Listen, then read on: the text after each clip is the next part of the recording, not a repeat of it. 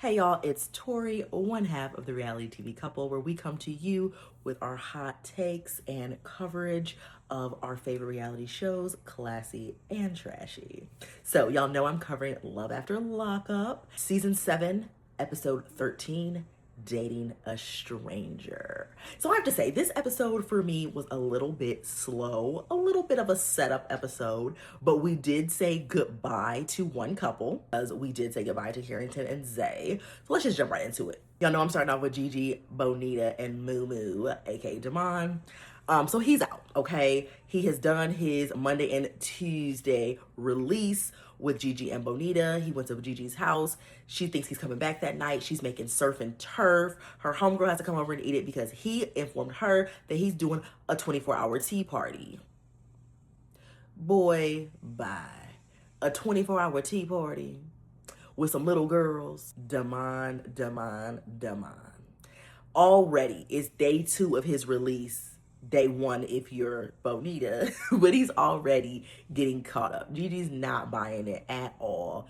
He comes back the next day. When he comes back the next day, Bonita's like, hold on, where did he go? I dropped the kids off to school and he's gone. So again, this is not going to work. I've been saying this for the whole time. I really hope they can survive this Polly situation and get on This Is Polly, okay? You got Cyrus and Zaya. Diamante if you nasty, and we see them, they go to the parole office. You know, he got to figure out where he's gonna parole to. It's like, baby, all this paperwork, blah blah blah, hoopla, is some crap. So we realize he cannot parole to her house. Honestly, hallelujah, he really shouldn't be paroling to your house with your kids. He need to go back to his mama so he can get himself together. But she's extremely upset. I guess it's 3 hours away. Well, there's a will, there's a way. Behind bars for this long, like, y'all can survive.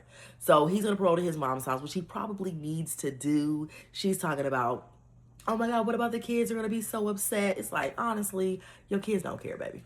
You care. Your kids do not care, okay? Especially your oldest daughter. She probably glad Snaggletooth's not coming to the house. All right, we got Rich and Felicia. This is such a high school relationship. I hate watching it because she's a high schooler. We're not negating that. She says she went in at 17. Her mentality is stuck there. She literally is a high school girl that can drink now. And he is a dumb. He's like a predator, in my opinion, a little bit, because it's like, this girl is not mentally a grown woman yet. And you know this, but you're still trying to make this work for whatever reason. So they're about to go on a date. Literally, they're about to pull out of the driveway, and she runs back and says, I gotta get something out the house. Oh, it's my cousin. So the cousin's coming on a date, and then they making a double date, because I guess his homeboy is still in town. DJ is still there, of course. So they go on a double date, whatever. Obviously, the cousin doesn't care about DJ at all. But she's like, okay, somebody else is coming.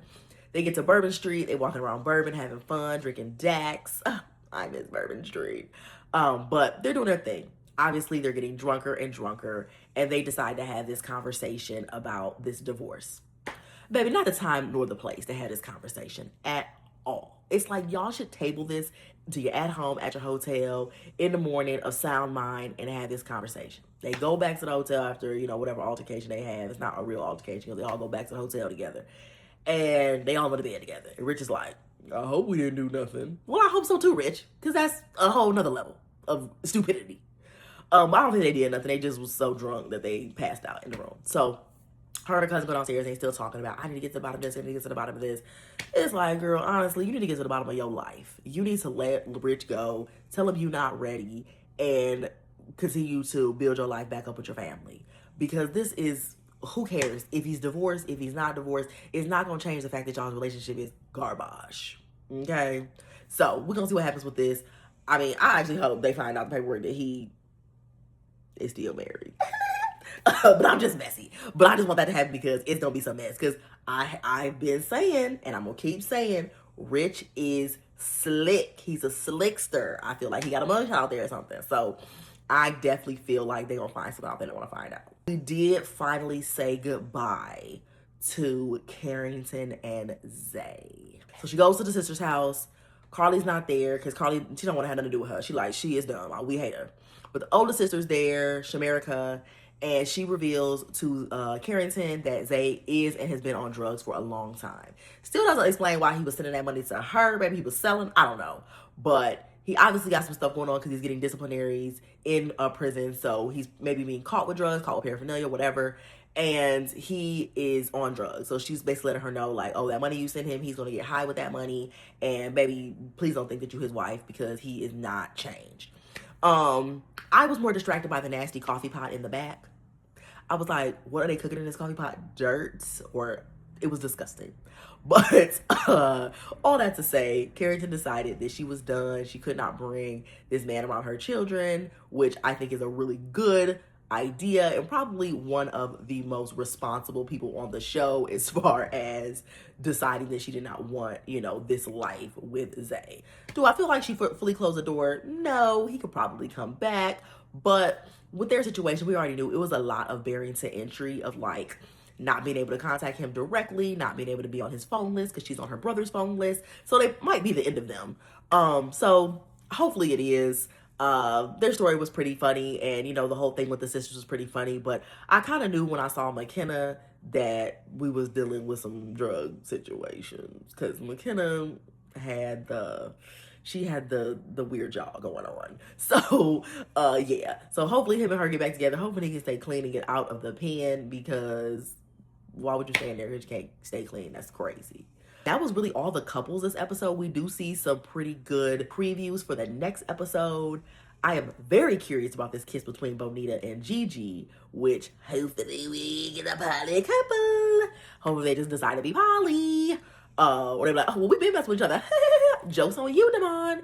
We're going to see what they do with that. And we're going to finally get our rocker. I think his name is Charlie, and they're probably going to replace Carrington and Zay. So until next time, y'all, again, if you like this, please give us a little like in the little section down on the side or on the bottom, and give us a comment. How are you liking this season? Are you feeling like this is giving you everything you need to get? Are you feeling like it's stale? Are you feeling like it's popping? I think it's good.